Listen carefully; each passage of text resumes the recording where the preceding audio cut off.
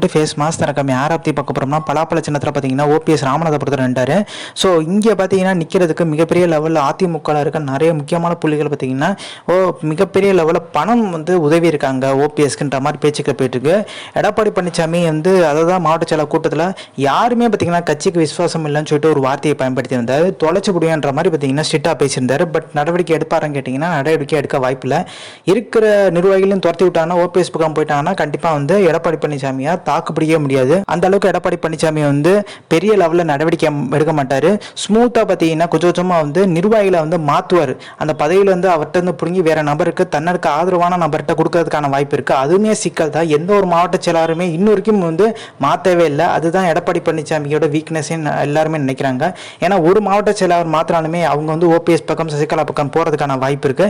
ஆனா எல்லாருமே ஓபிஎஸ் கட்சிக்குள்ள வரணும்ன்ற எதிர்பார்ப்பு இருக்கு.